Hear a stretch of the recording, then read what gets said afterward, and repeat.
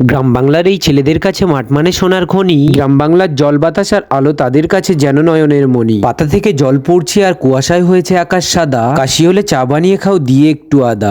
একটা video ready করতে শরীরকে দিতে হয় অনেকটা কষ্ট। এত কিছুর পরেও একটা লাইক দিতে কেন করো নিজের সময়কে নষ্ট। সেলিব্রিয়ান কেমন আছো তোমরা? আশা করি অনেক আছো ভালো। সকালবেলা ঘুম থেকে উঠেই কানে ভেসে আসছিল পাখির কলকলির আওয়াজ। তাই বেশি না করে দেরি চলে গেলাম মাঠের দিকে তাড়াতাড়ি, শোনার জন্য পাখির সেই সুন্দরতম ডাক। পাশ দিয়েও আবার ক্যাকা করে ডাকছে একটা কালো রঙের কাক। সকালবেলায় চারিদিকে ছেয়ে গেছে কুয়াশাই কুয়াশা। সামনের ওই গাছটিতে বেঁধেছে অনেক পাখির বাসা। ধরতে গেলে হঠাৎ করে যায় ফুরুত করে উড়ে, এক নিমেষে যায় যে চলে অনেকটাই দূরে। শতবাধা রোজ্জর সমস্ত কিছুকে সহ্য করে ওই দূরে আছে খেজুর গাছটা দাঁড়িয়ে সোজা। আপনি বুঝবেন না শহরে থাকা বাবু, গ্রামের মাঝে আছে কি মজা। শীতকালের ওই সকালবেলা শিশির ভেজা ঘাসের পা দেওয়ার যে সুখ, আমরা যে গ্রামে থাকি গর্বে ভরে যায় আমাদের বুক। গ্রাম বাংলার মানুষদেরও সবাই ভালোবাসে, এটা জানা আছে যে সবার। গ্রাম বাংলার প্রতিটি দৃশ্য ছবি তুলে বানাতে ইচ্ছে করবে শহরের বাবুদের ফেসবুকের ওই প্রোফাইলের কভার। মাথায় হাজার চিন্তা হাজার ব্যথার পরেও, শরীরে থাকা অজস্র ক্লান্তির পরেও সমস্ত সমস্যার সমাধান এই গ্রামের প্রকৃতি। একবার এসে সময় পেলে বসে দেখো সেখানে,